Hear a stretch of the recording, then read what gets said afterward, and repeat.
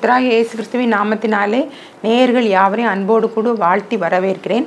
இந்த நேரத்திலும் கர்த்தருடைய வார்த்தையை தியானிக்கும் முன்பதாக நாம் ஜெபம் செய்வோம். அழைத்தீரே இயேசுவே, அன்போடே என்னை அழைத்தீரே, ஆண்டவர் சேவையிலே மரிப்பேனே, ஆயத்தமானேன் தேவே, ஆண்டவர் சேவையிலே மரிப்பேனே, ஆயத்தமானேன் தேவே. அழைத்தீரே என் ஜனம் பாவத்தில் மாழ்கிறதே, என் உயிர் தந்தேன் மண்ணுயிர்காய், என் துயர துனியோ இதை யாரென்று கேட்பாரோ, என் கரிய மகையாரை அழைப்பேன் என்றிரை வந்தேனிதோ. அழைத்தீரே என்னதான் தீங்கு நான் இழைத்தேன், என்னை விட்டோடும் என் ஜனமே, எத்தனை நன்மைகளோ உனக்காக நான் செய்தேனல்லோ, என்னை உரை தன்னை ஏங்கி அழைத்தீர், எப்படி நான் மறப்பேன். அழைத்தீரே எந்தன் ஜெபத்தை கேட்டிடுமே, ஏழை ஜனத்தை மீட்டிடுமே, எந்தன் பிதா சித்தமே, என் போஜனமும் அதுவே, என் பிராணனை கூட நேசித்திடாமல் என்னையும் ஒப்படைத்தேன், என் பிராணனை கூட நேசித்திடாமல் என்னையும் ஒப்படைத்தேன்.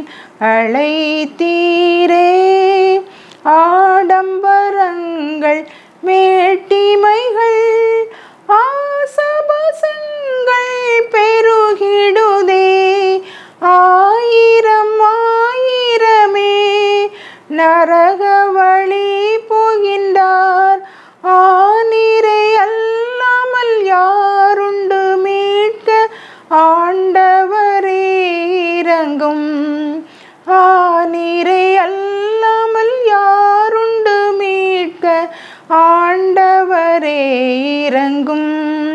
அழைத்தீரே பாக்கியமான சேவையிதே, பாதம் பணிந்தே செய்திடுவேன், ஆயுள் முடியும் வரை, கிறிஸ்தேசு வருகை வரை, அன்பின் மனத்தாழ்மை உண்மையும் காத்து ஆண்டவரை அடைவேன், அன்பின் மனத்தாழ்மை உண்மையும் காத்து ஆண்டவரை அடைவேன். அழைத்தீரே இயேசுவே, அன்போடே என்னை அழைத்தீரே, ஆண்டவர் சேவையிலே மரிப்பேனே, ஆயத்தமானேன் தேவே, ஆண்டவர் சேவையிலே மரிப்பேனே, ஆயத்தமானேன் தேவே. அழைத்தீரே. எங்களை அதிகமாக நேசிக்கிற அன்பின் பரலோக பிதாவே, இந்த அருமையான வேலைக்காக நன்றியோடு கூட உம்மை ஸ்தோத்திரிக்கிறேன், துதிக்கிறேன் ராஜா. இப்பொழுதும் உடைய வார்த்தையை கேட்க ஆண்டவரை கூடி வந்திருக்கிற ஒவ்வொருவரையும் நீர் ஆசீர்வதியும் ஆண்டவரே. அவர்களுடைய இருதயத்தை நீர் திறந்திருளும்படியாக ஜெபிக்கிறோம் ஆண்டவரே. ஏசப்பா, எண்ணங்கள் சிதறாதபடிக்கு ஆண்டவரே உடைய வார்த்தையை கவனமாக கேட்டு ஆண்டவரே அதன்படி நடந்து உடைய நாமத்தை மகிமைப்படுத்த அநேகருக்கு ஆசீர்வாதமாக அநேகரை உடைய வருகைக்கென்று ஆயத்தப்படுத்துகிற பிள்ளைகளாக நீங்கள் மாற்றும்படியாக ஜெபிக்கிறோம். எங்களுக்காக கல்வாரியிலே உடைய ரத்தத்தை சிந்தி ஆண்டவரே எங்களை மீட்டெடுத்திரே ஆண்டவரே. ஏசப்பா, உம்மை துதிக்கிறோம், ஸ்தோத்திரிக்கிறோம் ஆண்டவரே. உடைய ரத்தம் எவ்வளோ வல்லமை உள்ளது ஆண்டவரே. நீர் எங்கள் மீது அன்பு கூர்ந்து உடைய ரத்தத்தை சிந்தி ஆண்டவரே ஜீவனை கொடுத்தீர் ஆண்டவரே. மரித்தேன் ஆனாலும் இதோ சதா காலங்களில் உயிரோடு இருக்கிறேன் என்று சொல்லி ஆண்டவரே இன்றும் ஜீவனுள்ளவராய் வல்லமை உள்ளவராய் ஏசப்பா எல்லா அற்புதங்களையும் அதிசயங்களையும் செய்து உம்முடைய நாமத்தை மகிமைப்படுத்துகிறதற்காக உமக்கு ஸ்தோத்திரம். அதை எல்லாரும் உணர்ந்து கொள்ளும்படிக்கு ஆண்டவரே நீர் கிருபை பாராட்டும்படியாக ஜெபிக்கிறோம். இயேசு கிறிஸ்துவின் வல்லமுள்ள நாமத்தினாலே ஜெபிக்கிறேன் ஜீவனுள்ள நல்ல பிதாவே, ஆமென். இந்த நாளிலும் ஆண்டவர் சொல்ல வேண்டுமென்று காரியம் என்னை கவர்ந்தவர், என்னை கவர்ந்தவர், என்னை கவர்ந்தவர் இயேசு கிறிஸ்து. இந்த உலகத்தில் அவருக்கு ஈடாக இணையாக எதுவுமே இல்லை. அவர் எல்லா நாமத்திற்கும் மேலான நாமத்தை உடையவர் இயேசு கிறிஸ்து. அந்த இயேசு கிறிஸ்து தான் என்னை கவர்ந்தார்.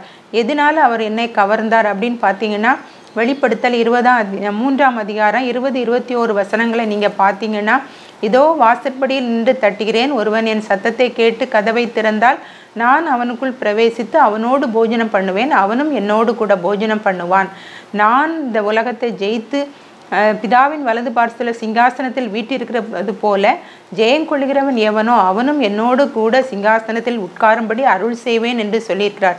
இந்த வார்த்தைகள்னால நான் கவரப்பட்டேன். இது இயேசு கிறிஸ்து சொன்ன வார்த்தை. அவர் வாசற்படியிலே நின்று தட்டுகிறார். யாரையும் அவர் கட்டாயப்படுத்துவதில்லை. யார் யார் அவருடைய சத்தத்தை கேட்டு அவரை சொந்த இரட்சகராக ஏற்றுக்கொள்கிறார்களோ அவர்களை எல்லாம் அவர் ஆசீர்வதிக்கிற வல்லமையுள்ள தேவனாய் இருக்கிறார். அந்த இயேசுவின் சத்தம் இந்த நாளிலே உங்களுக்கு கேட்கிறதா? நீங்கள் இதுவரைக்கும் அவருக்கு உங்களை ஒப்பு கொடுக்கவில்லை என்றால் இந்த நாளிலே அந்த இயேசு கிறிஸ்துவுக்கு உங்களை ஒப்பு கொடுங்கள். அவர் உங்களை ஆசீர்வதித்து வழிநடத்துகிற தேவனாயிருக்கிறார். என்னுடைய வாழ்க்கையிலே அநேக அற்புதங்களை செய்திருக்கிறார். அதனால நான் இதுவரைக்கும் ஆண்டவரை விட்டு விலகாமல் அவருடைய பாதையில் வரும்படி அவர் கிருபை செய்திருக்கிறார். அவர் ராஜாதி ராஜா, கர்த்தாதி கர்த்தா, தேவாதி தேவன். அவருக்கு இணையான நாமம் இல்லை, அவருக்கு மேலான நாமமும் இல்லை. அவரே எல்லாவற்றையும் உண்டாக்கினவர். அவர் இந்த உலகத்துக்கு தெய்வம். அவரை நீங்கள் ஏற்றுக்கொள்ளுங்க. அதன் மூலமாக பரலோக பாக்கியம் உங்களுக்கு கிடைக்கும். எபிரேயர் 12ஆம் அதிகாரம் 2ஆம் வசனம் சொல்லுகிறது, இயேசு கிறிஸ்து தமக்கு முன் வைத்திருந்த சந்தோஷத்தின் பொருட்டு அவமானத்தை எண்ணாமல் சிலுவையை சகித்து தேவனுடைய சிங்காசனத்தின் வலது பார்சத்தில் வீற்றிருக்கிறார். அவர் தமக்கு முன்பாக வைக்கப்பட்டிருந்த சந்தோஷத்தின் நிமித்தம் அவர் எவ்வளவோ பாடுகள் இந்த உலகத்தில் பட்டார். எவ்வளோ அதிசயங்கள் அற்புதங்கள் செய்தாலும் ஜனங்கள் அவரை நேசிக்கலை, அவரை விசுவாசிக்கலை. அவர்களுடைய அவிசுவாசத்து நிமித்தம் அவர் அநேக அற்புதங்களை செய்யக்கூடாமல் போயிட்டு சில இடங்கள்லாம் அப்படியெல்லாம் இருந்தாலும் ஆண்டவர் பிதாவின் சித்தத்தை நிறைவேற்றுவதாக, அதுதான் என்னுடைய போஜனம் என்று ஆண்டவர் இந்த உலகத்தில் அவருடைய சித்தத்தை நிறைவேற்றினார். அவர் நமக்காக யோவான் 3ஆம் அதிகாரம் 16ஆம் வசனம் சொல்லுகிறபடி தேவன் தம்முடைய ஒரே பேரான குமாரனை விசுவாசிக்கிறவன் எவனோ அவன் கெட்டு போகாமல் நித்திய ஜீவனை அடையும்படிக்கு அவரை தந்தருளி இவ்வளவாய் உலகத்தில் அன்பு கூர்ந்தார். யார் யார் அவரை விசுவாசிக்கிறாங்களோ அவங்களுக்கு நித்திய ஜீவனை வாக்கு கொடுத்திருக்கிறார். அந்த நித்திய ஜீவனை நம்ம பெற்றுக்கொள்ளும்படியாக தான் இந்த உலகத்தில் நம்ம ஜீவிக்கிறோம். அந்த இயேசு கிறிஸ்துவை, அந்த நித்திய ஜீவனை தருகிற இயேசு கிறிஸ்துவை நம்முடைய சொந்த இரட்சகராக ஏற்றுக்கொள்ளணும். அவர் நமக்காக ஆண்டவர் சிலுவையை அவமானத்தை எண்ணாமல் சிலுவையை சகித்து தேவனுடைய சிங்காசனத்தின் வலது பார்சல் வீட்டியிருக்கிறார். அவர் அந்த சிங்காசனத்தில் வீட்டிருக்கிறது போல நாமும் அவருடைய சிங்காசனத்தில் வீட்டிருக்கிறதற்கு நான் அருள் செய்வேன் என்று வெளிப்படுத்தின விசேஷம் 3ஆம் அதிகாரம் 21ஆம் வசனத்தில் சொல்லியிருக்கிறார். அதனால் அவர் சொன்ன வாக்கின்படி அவர் நமக்கு கட்டாயம் தர வல்லமையுள்ள தேவனாக இருக்கிறார். அவர் பொய் சொல்ல மனிதன் அல்ல, மனமாற அவர் ஒரு மனுபுத்திரனும் அல்ல. அப்படிப்பட்ட உண்மையான தெய்வத்தை நம்முடைய சொந்த இரட்சகராக ஏற்றுக்கொள்ள வேண்டும். நமக்காக பாவ நிவர்த்தி செய்வது ரத்தம். அந்த இரத்தத்தை இயேசு கிறிஸ்து தான் சிந்தி இருக்கிறார். அந்த இரத்தத்தினால நமக்கு பாவத்திலிருந்தும் சாபத்திலிருந்தும் வியாதியிலிருந்தும் பிசாசின் அடிமைத்தனத்திலிருந்து நமக்கு விடுதலை கிடைக்கிறது. இப்படிப்பட்ட தெய்வத்தை நீங்கள் வேற எங்கேயும் பார்க்க முடியாது. இவர்தான் வழியும் சத்தியமும் ஜீவனுமாக இருக்கிறார். அவர் எப்படி என்னை கவர்ந்தார்? எங்களுடைய வாழ்க்கையில் எவ்வளவோ போராட்டங்கள், கஷ்டங்கள், கவலைகள் வந்தாலும் நாங்கள் ஆதியில் கொண்டிருந்த அன்பில் நிலைத்திருப்பதற்கு கிருபை செய்தார். அப்படிப்பட்ட தேவன் அவர் உண்மையுள்ள தேவன், அன்புள்ள தேவன்.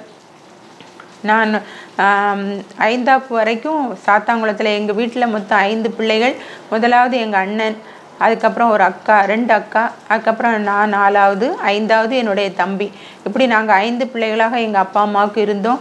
5ஆம் வரைக்கும் எங்கள் அம்மாவும் அப்பாவும் சாத்தாங்குளத்தில் வேலை பார்த்து கொண்டு இருந்தாங்க. அவங்க வேலை பார்த்து கொண்டு இருக்கும் பொழுது அவங்களுக்கு டிரான்ஸ்ஃபர் இங்கே பாளையங்கோட்டையில் அப்பாவுக்கு ஜான் ஸ்கூலும் அம்மாவுக்கு சரட்டக்கர் ஸ்கூலுமா டிரான்ஸ்ஃபர் பண்ணியிருந்தாங்க. அப்படி நாங்கள் இங்கே ஸ்கூலில் ஜாயின் பண்ணி ஜூன் 1ஆம் தேதி 1968ஆம் வருஷம் அப்பா ஜான்ஸ் ஸ்கூலுக்கு போயிருக்காங்க, அம்மா நாங்கள் 3 பேரும். அண்ணன் வந்து காலேஜ் 3rd இயர், அக்கா வந்து ஃபஸ்ட் இயர் பிஏ. அதனால் அவங்க வீட்டில் இருந்தாங்க. நாங்கள் 3 பேரும், என்னுடைய சின்ன அக்கா, நான், எங்கள் தம்பி 3 பேருமா நாங்கள் அம்மாவும் சேர்ந்து நாங்கள் ஸ்கூலுக்கு போயிருக்கிறோம். எங்களுக்கு நியூஸ் வருது, உங்கள் அப்பா மரித்து போனார்கள் அப்படின்னு சொல்லி. ஜூன் 1ஆம் தேதியே அப்பா இறந்தாங்க அப்படின்னு சொல்லி அந்த நியூஸ் வந்து எங்களுக்கு எவ்வளோ வேதனையாக இருந்திருக்கும். இந்த பாளையங்கோட்டை ஊரில் யாரையுமே எங்களுக்கு தெரியாது. ஒன்று எங்கள் மாமா மகா, அவங்க அந்த ஆப்ரகாம் பொண்ணு, அவங்களுடைய ஒய்ஃபு, அப்புறம் இன்னொரு எங்கள் அப்பாவுடைய சித்தி மகன், அவங்க ஒய்ஃபு டெஃப் ஸ்கூலில் வேலை பார்த்தாங்க. அப்படி அவங்க 2 பேரும் தான் எங்களுக்கு சொந்தக்காரங்க. வேறு யாரையுமே இந்த பாளையங்கோட்டை ஊரில் எங்களுக்கு தெரியாது. அப்படி நாங்கள் வந்து ஒரு அனாதைகளை போல இருந்தாலும் ஆண்டவர் வந்து எங்களை எவ்வளவோ அற்புதமாக வழி நடத்தினார். எங்கள் அப்பாவை இழந்தாலும் எங்களுக்கு தகப்பனாக எங்கள் ஏசப்பா இருந்தாங்க. அதனால நாங்கள் வந்து நல்லா படித்து ஆண்டவர் எல்லாருமே நல்ல நிலைமையில் இருப்பதற்கு ஆண்டவர் உதவி செய்தார். எனக்கு மூத்த அக்கா வந்து, எனக்கு முன்னால் உள்ள அந்த சின்ன அக்கா வந்து மூளை வளர்ச்சி குறைஞ்சி போச்சு. ஏன்னா அவங்க கால் வந்து ஒரு கால் வந்து இப்படி வளைஞ்சிருந்ததை புத்தேரி ஆஸ்பத்திரியில் கொண்டு போய் நேராக்குனாங்க. அப்படி நேராக்குனாலும் அவங்களுக்கு மூளை வளர்ச்சி குறைந்து விட்டது. 3 வயது பிள்ளைக்குரிய அதான் இருந்தது. நான் என்னையே ஸ்கூலில் சேர்க்கும்போது தான் அவளையும் ஸ்கூலில் சேர்த்தாங்க. எங்கள் அம்மா இப்படி இருந்ததுனால நான் வயிற்றில் இருக்கும் பொழுது ஜெபம் பண்ணாங்களாம், ஆண்டவரே இந்த பிள்ளையை கவனிக்கிறதுக்கு ஒரு பெண் குழந்தையை நீர் எனக்கு தந்தீருன்னா நான் அவளுக்கு வந்து எபனேசர்னு பேர் விடுவேன்னு சொல்லி, அதே போல் நான் பிறந்ததுனால இம்மட்டும் கர்த்தர் எங்களுக்கு உதவி செய்தார் அப்படின்னு சொல்லி எனக்கு எபனேசர் என்று பெயரிட்டாங்க. அப்படி அந்த நாட்கள்லே நாங்கள் வந்து நல்ல பக்தியாக இருந்தோம். அதனால் அப்பா இறந்ததும் எங்களுக்கு வந்து ஒரு இழப்பாக இல்லாமல் ஆண்டவரோடு நாங்கள் நெருங்கி ஜீவிப்பதற்கு ஒரு வழி காட்டுதலாக இருந்தது. கர்த்தர் எங்களை ஆசீர்வதித்தார், ஒரு குறைவும் இல்லாமல். சங்கீதம் 37:25 தாவீது சொல்கிறாரு, நான் இளைஞனாக இருந்தேன், முதிர் வயதும் உள்ளவன் ஆனேன், ஆனாலும் நீதிமான் கைவிடப்பட்டதையும் அவன் சந்ததி அப்பத்துக்கு இறந்து திரிகிறதையும் நான் காணவில்லை அப்படின்னு சொல்லி அந்த வசனம் சொல்லுகிறது. நான் இள வயதாக இருந்தேன், முதிர் வயதும் உள்ளவன் ஆனேன், ஆனால் நீதிமான் கைவிடப்பட்டதே, அவன் அப்பத்துக்காக இறந்து திரிகிறதே நான் காணவில்லை அப்படின்னு சொல்கிறாரு. அப்படி தான் எங்களை வந்து ஆண்டவர் வந்து எந்த குறையும் இல்லாமல் வழி நடத்தினார். அங்கே அண்ணன் 3rd இயர் படித்து முடித்தாங்க. அதுக்கப்புறம் 1 வருஷம் வேலைக்காக காத்திருந்தாங்க. நல்ல சென்ட்ரல் பேங்க் ஆஃப் இந்தியாவில் அவங்களுக்கு வேலை கிடச்சிது. கர்த்தர் எங்களை ஆசீர்வதித்தார். அப்புறம் எங்கள் அம்மாவும் அப்பா இறந்து நாங்கள் 5 பேர் இருந்ததுனால அந்த ஹெட்மிஸ்ட்ரஸ் வந்து ஸ்கூலுக்குள்ளே ஒரு வீடு எங்களுக்கு கொடுத்தாங்க. அந்த வீட்டில் தான் நாங்கள் இருந்தோம். 12 வருஷம் அம்மா அந்த ஸ்கூலில் வேலை பார்த்து ரிட்டையர்ட் ஆனாங்க. அப்படி ஆண்டவர் வந்து எங்களை குறைவில்லாமல் நடத்தினார். அப்புறம் நாங்கள் வந்து ஒவ்வொரு காரியத்திலையும் ஆண்டவரை தான் முன்வைத்து நாங்கள் வழி நடத்தப்பட்டோம். எங்கள் அக்கா வந்து கொஞ்சம் எப்படிப்பட்டவங்கன்னா, அப்பாக்கிட்ட நல்ல அன்பாக இருப்பாங்க. அப்போ அப்பா வந்து இப்படி திடீர்னு மரித்து போனோன்னே, ஏன்னா அது வரைக்கும் அவங்க வந்து பியூசியில் ஹாஸ்டலில் நின்று படித்தாங்க, அண்ணனும் ஹாஸ்டலில் நின்று படித்தாங்க. அக்காவுக்கு என்னென்னா, இப்படி ஆண்டவரை எடுத்துட்டாரே, ஆண்டவரே கிடையாது அப்படின்னு சொல்லி ஒரு நிலைமையில் இருந்தாங்க.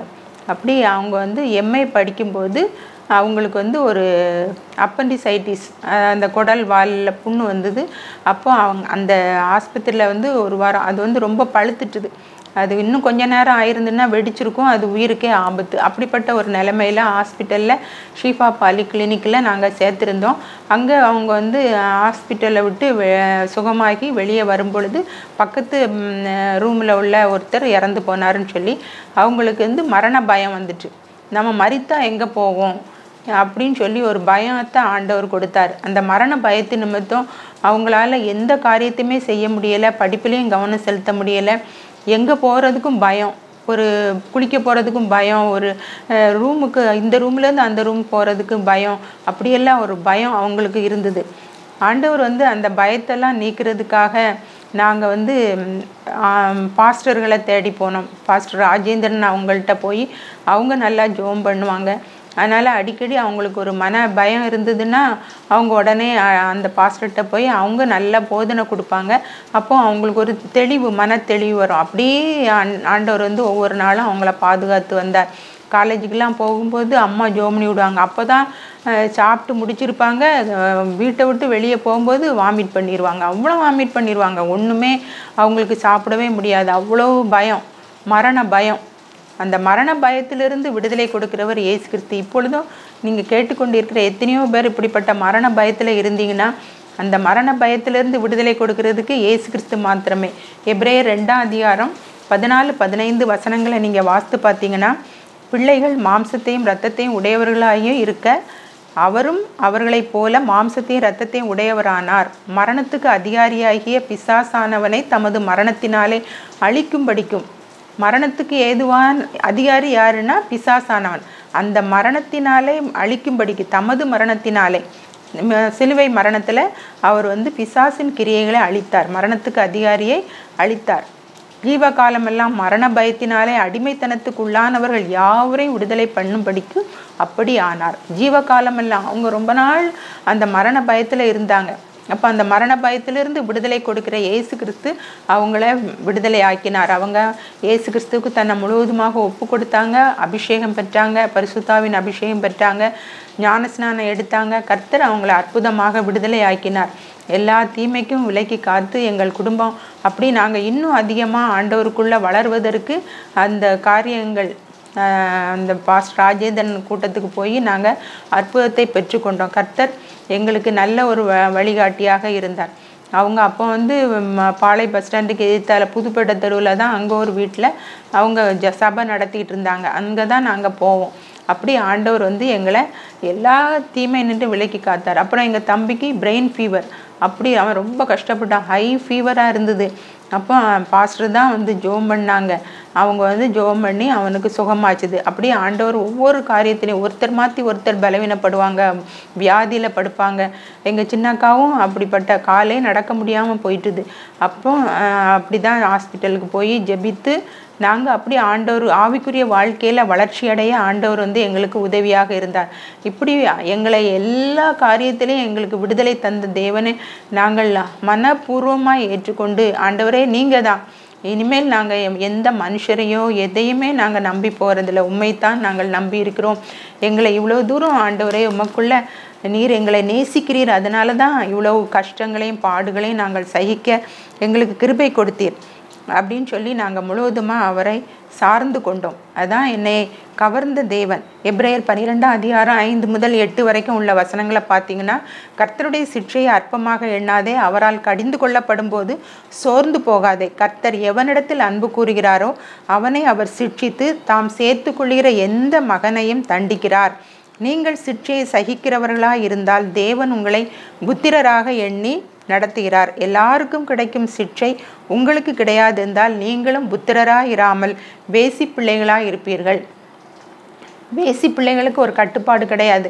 ஆனால் தகப்பன் தான் நேசிக்கிற புத்திரனை சிட்சிக்கிறது போல இயேசு கிறிஸ்துவும் நம்மளை என்ன செய்கிறார்? சிட்சிக்கிறார். அநேக சோதனைகள், பலவீனங்கள், வியாதிகள் கொடுத்து நம்மளை முழுவதுமாக அவர் மேலே விசுவாசம் வைக்கத்தக்கதாக, நம்மை அவருடைய பரலோக ராஜ்யத்துக்கு கொண்டு செல்லும்படியாக இப்படிப்பட்ட காரியங்கள் நம்ம வாழ்க்கையில் நடக்கிறது. அவரோட கூட பாடுகளை சகித்தோமானால் அவரோட கூட ஆளுகையும் செய்வோம். அதனால் நமக்கு பாடுகள் வருதே அப்படின்னு சொல்லி நம்ம பயப்படக்கூடாது. உலகத்திலே உங்களுக்கு உபத்திரம் உண்டு, ஆனாலும் திடன் கொள்ளுங்கள், நான் உலகத்தை ஜெயித்தேன் அப்படின்னு சொல்லியிருக்கிறாரு. அதனால் நம்ம உபத்திரவத்தை பார்த்து நம்ம பின் வாங்காமல் இயேசு கிறிஸ்துவ மேலே நல்ல விசுவாசம் உடையவங்களாக இருக்கணும். இவரை தவிர வேற எங்களுக்கு எந்த போக்கும் இல்லை, எந்த வழியும் இல்லை அப்படின்னு சொல்லி நம்ம முழுவதுமாக அவரை சார்ந்து இருக்கும் பொழுது அவர் நம்ம முழுவதுமாக ஆட்கொண்டு ஆளுகை செய்து வழி நடத்துகிற தேவனாய் இருக்கிறார். அந்த பரிசுத்த ஆவியை நம்ம பெற்றுக்கொள்ளணும். அந்த பரிசுத்த ஆவியானவர் நமக்குள்ளே இருக்கும் பொழுது பாவத்தை குறித்தும் நீதியை குறித்தும் நியாய தீர்ப்பை குறித்தும் கண்டித்து உணர்த்துவார். நம்ம ஏதாவது பாவம் செய்கிறோம், பாவம் செய்யறதுக்கு யார் மூலமையாவது நமக்கு பாவம் செய்கிற ஒரு எண்ணம் வருது அப்படின்னு சொன்னாலே பரிசுத்த ஆவியானவர் நம்மை அந்த பாவத்தை மேற்கொள்ளக்கூடிய கிருபையை கொடுப்பார். நம்ம நான் பரிசுத்தர் ஆகையால் நீங்களும் உங்கள் நடக்கைகள் எல்லாவற்றிலும் பரிசுத்தராயிருங்கள் என்று சொன்ன தேவன் நம்மை பரிசுத்தமாய் காக்க வல்லமையுள்ள தேவனாய் இருக்கிறார். என்னுடைய திருமண வாழ்க்கையிலே ஆண்டவர் நல்ல கணவரை தந்தார். அதே போல் நல்ல பிள்ளைகளை தந்தார். 2 பிள்ளைகளும் ஆண்டவருக்குள்ளே இருக்கிறாங்க. அவங்களுக்கும் பிள்ளைகள் தந்திருக்கிறார், பேர பிள்ளைகளை தந்திருக்கிறாங்க. ஆண்டவர் எங்களை எவ்வளவோ அதிகமாக ஆசீர்வதிச்சிருக்கிறாரு. நாங்கள் தாழ்வில் இருந்து ஆண்டவர் எங்களை உயர்த்தினார். அதனால் நாங்கள் அவரை விட்டு எந்த சூழ்நிலையிலும் நாங்கள் விலகாமல் அவரையே பின்பற்றி நடக்க எங்களுக்கு கிருபை செய்திருக்கிறார். 3 யோவான் 1:4 சொல்லுகிறது போல, என் பிள்ளைகள் சத்தியத்தில் நடக்கிறார்கள் என்று நான் கேள்விப்படுகிற சந்தோஷத்திலும் அதிகமான சந்தோஷம் எனக்கு வேற இல்லை அப்படிங்கிற மாதிரி நான் எப்படி ஆண்டவரை ஏற்றுக்கொண்டு ஆண்டவருடைய பிள்ளையாக இருந்தேனோ அதே போல் எங்கள் பிள்ளைகளும் நல்ல ஆண்டவருக்குள்ளே இருக்கிறாங்க, ஆண்டவருக்கென்று ஊழியம் செய்கிறாங்க. அதன் கேட்கும் பொழுது நாங்கள் ரொம்ப சந்தோஷமாக இருக்கிறோம். கர்த்தர் இப்படி ஆண்டவர் கைவிடவே மாட்டார். நம்ம அவரை உறுதியாக ஆண்டவர் தான் இவர் தான் அப்படின்னு சொல்லி நான் முழு நம்பிக்கையும் அவர் அதனாலும் சொன்னார் 2 கற்பனைகள். உன் தேவனாய கர்த்தரிடத்தில் உன் முழு இருதயத்தோடும் உன் முழு பலத்தோடும் முழு சிந்தையோடும் அன்பு கூறுவாயாக. உன்னிடத்தில் நீ அன்பு கூறுகிறது போல பிறனிடத்திலும் அன்பு கூறுவாயாக அப்படின்னு சொன்னார். அதே போல் நம்ம அந்த அன்பு அவர் நம்மை அன்பினால் கவர்ந்து கொண்டார். அவருடைய அன்பின் ஆழம் அகலம் நீளம் உயரம் அளவிடவே முடியாது. அப்படிப்பட்ட அன்புள்ள தேவன் இவ்வளவு பெரிதான ரட்சிப்பை குறித்து நம்ம கவலையற்றிருப்போம். ஆனால் நம்ம தண்டனைக்கு எப்படி தப்பித்து கொள்வோம்? நம்ம தப்பு செய்தோம், நம்ம ஆண்டவருக்கு பிரியமில்லாத பாவம் செய்தோம் அப்படின்னு சொன்னோன்னா நமக்கு நரகம்தான் அப்படின்னு தான் வேதத்தில் நம்ம பார்க்குறோம். அந்த நரகத்தின் வேதனைகளை நம்ம அனுபவிக்கக்கூடாது. இந்த உலகத்தில் பாடுகளை அனுபவித்தாலும் மறுமையில் ஆண்டவரோட கூட யுகாயுகமாக சந்தோஷமாக இருக்கலாம் அப்படிங்கிறத ஒரு நம்பிக்கை, ஒரு விசுவாசம் நம்ம ஆழத்தில் இருக்கணும். அந்த விசுவாசத்திலிருந்து நம்ம பின்வாங்கவே கூடாது. உண்மைக்காக மாத்திரம் நம்ம கிறிஸ்துவை பின்பற்றுகிறவர்களாக இருந்தால் மற்ற எல்லா மனுஷரை பார்க்கிலும் பரிதபிக்கப்படத்தக்கவர்கள் அப்படின்னு சொல்லப்பட்டிருக்கிறது. அதனால் நம்ம இம்மைக்காக எனக்கு வேலை இல்லை, நமக்கு பிள்ளை இல்லை, அதனால ஆண்டவரை விட்டு நம்ம பின்வாங்குறோம் அப்படின்னு சொன்னா, இம்மைக்காக நம்ம ஆண்டவரை உறுதியாக பற்றி கொள்கிறோம் அப்படின்னு சொன்னால் அது எல்லா மனுஷரை பார்க்கிலும் பரிதபிக்கப்படத்தக்கவர்கள் அப்படின்னு சொல்லி வேதம் சொல்கிறது. அதனால் இவ்வளோ பெரிதான ரட்சிப்பை குறித்து நம்ம கவலையற்றிருப்போம். ஆனால் தண்டனைக்கு எப்படி தப்பித்து கொள்வோம்? அவர் எதிலிருந்துலாம் விடுதலை கொடுக்கிறார் அப்படின்னு சொன்னால் பாவத்திலிருந்து விடுதலை கொடுக்கிறார். 1 தீமோத்தேயு 1:15 சொல்கிறது, பாவிகளை ரட்சிக்க கிறிஸ்து இயேசு உலகத்தில் வந்தார். இயேசு கிறிஸ்து எதற்காக இந்த உலகத்தில் வந்தார்னா பாவிகளை ரட்சிக்க. ஏன்னா ஆதி பிதாக்கள் தாயின் தகப்பனுமா ஆண்டவர் ஏற்படுத்தினாங்க ஆதாம் ஏவாளை. அந்த ஆதாமும் ஏவாளும் ஆண்டவருக்கு கீழ்ப்படியாமல் போனதுனால பாவம் உலகத்துக்குள்ளே பிரவேசித்தது. அவங்க பிறந்த பிள்ளைகள் எல்லாரும் பாவம் செய்துட்டோம். இந்த பாவம் என் தாய் என்னை பாவத்தில் கர்ப்பம் தரித்தாள் என்ற வார்த்தையின்படி காயினும் ஆபேலும் ஆதாமுக்கும் ஏவாளுக்கும் பிறந்தாங்க. காயின் நிலத்தை பயிரிடுகிறவன், ஆபேல் ஆடுகளை மேய்க்கிறவன். 2 பேரும் காணிக்கை கொண்டு போனாங்க. ஆனால் ஆபேலுடைய காணிக்கையை ஆண்டவர் அங்கீகரித்தார், காயினுடைய காணிக்கையை அவர் அங்கீகரிக்கலை. நம்மளுடைய மனம் எப்படி இருக்குது, நம்ம மனப்பூர்வமாக ஆண்டவருக்கு காணிக்கை கொடுக்கணும். அதை தான் ஆண்டவர் ஏற்றுக்கொள்வார். ஏதோ கட்டாயம் நம்ம கொடுக்கணுமேன்னு சொல்லி நம்ம கொடுக்கக்கூடாது, மனப்பூர்வமாய் கொடுக்கணும். அப்படி கொடுத்ததுனால அப்படி அவன் கோபப்பட்டான். காயின் அவன் மேலே எரிச்சல் அடைஞ்சான். ஆண்டவர்கிட்ட பொய் சொன்னான். சகோதரன் எங்கன்னு கேட்கும்போது என் சகோதரனுக்கு நான் காவலாளியோ அப்படின்னு சொல்லி பொய் சொன்னான். அந்த ஆபேலை கொலை செய்தான், சகோதரனை கொலை செய்தான். அப்படி இந்த பாவத்துக்கு மேலே பாவம் பெருகி பெருகி ஆண்டவர் மனஸ்தாபப்பட்டார். மனுஷனை இந்த உலகத்தில் உண்டாக்குனதற்காக மனஸ்தாபப்பட்டார். அதற்காக தான் அவர் இந்த உலகத்தில் தன்னுடைய ரத்தத்தை சிந்தி, அந்த ரத்தத்தில் உயிர் இருக்குது, அந்த உயிரை ஆண்டவர் கொடுத்தாரு. அவருக்கு கொடுக்கவும் அதிகாரம் உண்டு, திரும்ப எடுக்கவும் அவருக்கு அதிகாரம் உண்டு. அப்படி அவர் மரித்தேன் ஆனாலும் இதோ சதா காலங்களும் உயிரோடு இருக்கிறேன்னு சொல்லி 3ஆம் நாளில் உயிரோடு எழுந்தார். இன்றைக்கும் ஜீவிக்கிறார். அதற்கு நாங்கள் எல்லாரும் சாட்சிகள். அப்படி பாவிகளை ரட்சிக்க கிறிஸ்து இயேசு உலகத்தில் வந்தார். அதே போல சாபத்தை நீக்குவதற்காக இயேசு கிறிஸ்து வந்தார். மரத்திலே தூக்கப்பட்ட எவனும் சபிக்கப்பட்டவன் என்று வேதம் சொல்கிறது. அந்த சிலுவை மரத்தில் இயேசு கிறிஸ்து நமக்காக வானத்துக்கும் பூமிக்கும் நடுவாக அவர் சிலுவையிலே தொங்கினார், சிலுவை மரத்திலே தொங்கினார். அந்த சாபத்தை எல்லாம், நமக்கு இருக்கிற சாபங்கள், நம்மை முன்னோர்கள் செய்த பாவத்தின் சாபங்கள் எல்லாம் ஆண்டவர் சிலுவையிலே சுமந்து தீர்த்து விட்டார். அப்போ அந்த இயேசுகிட்ட நம்ம வரணும். இந்த காரியத்தினால தான் ஆண்டவர் என்னை கவர்ந்தார், உங்களையும் ஆண்டவர் அழைக்கிறார். வாசற்படியிலே நின்று தட்டுகிறேன் அப்படின்னு சொல்கிறார். அதே போல வியாதியிலிருந்து விடுதலை தருகிறார். யாத்ராகமம் 15:26 சொல்கிறது, உன் தேவனாகிய கர்த்தரின் சத்தத்தை கவனமாய் கேட்டு அவர் பார்வைக்கு செம்மையானவைகளை செய்து அவர் கட்டளைகளுக்கு செவி கொடுத்து அவருடைய நியமங்கள் யாவையும் கை கொண்டால் நான் எகிப்தியருக்கு வரப்பண்ணின வியாதிகளில் ஒன்றையும் வரப்பண்ணேன். நானே உன் பரிகாரியாய கர்த்தர். I am the Lord who heels you. நான் தான் கர்த்தர், நானே உன்னை குணமாக்குகிறவர் அப்படின்னு சொல்கிறாரு. அதனால் நம்ம என்ன செய்யணும்? அவருடைய கற்பனைகள் சத்தத்தை கவனமாய் கேட்கணும். அவருடைய பார்வைக்கு செம்மையானவைகளை செய்யணும்.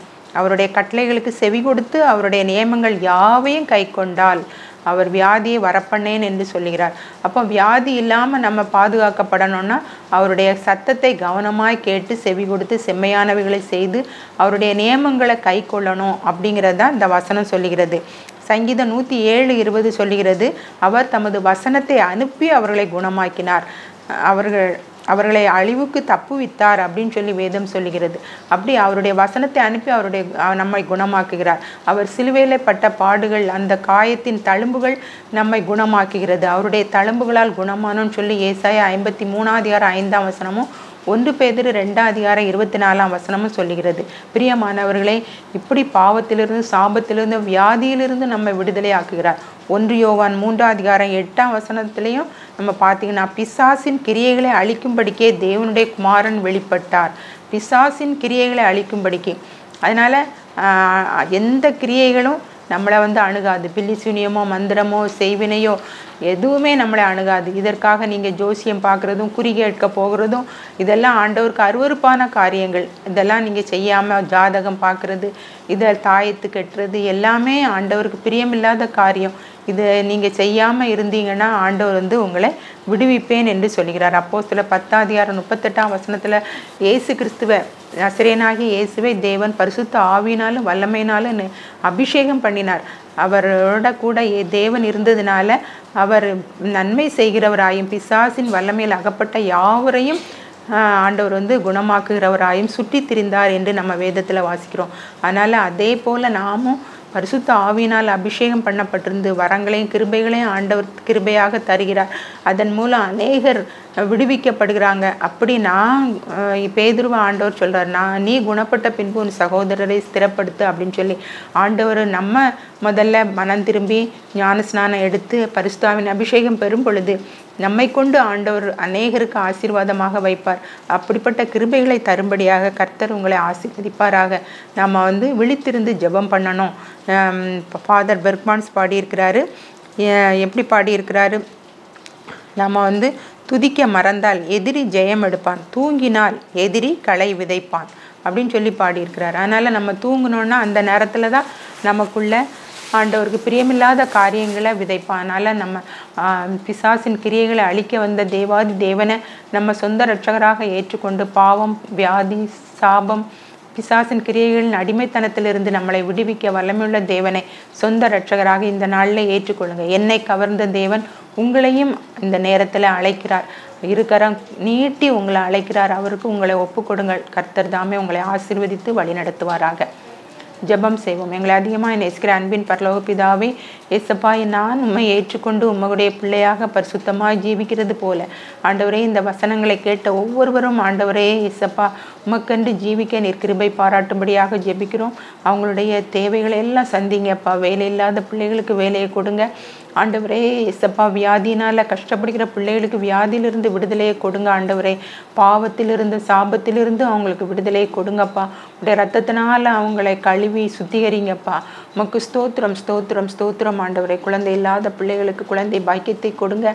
யார் யார் என்னென்ன பலவீனத்தோடு இந்த நேரத்தில் இந்த செய்தியை கேட்டாங்களோ அவங்களுக்கெல்லாம் விடுதலையை கொடுங்க ஆண்டவரே. வியாதியை உன்னை விட்டு விலக்குவேன் என்று சொன்ன தேவன் அற்புத விடுதலையை கொடுத்து ஆண்டவரை சுகமாய் தங்கி இருக்கும்படி செய்யுங்கப்பா.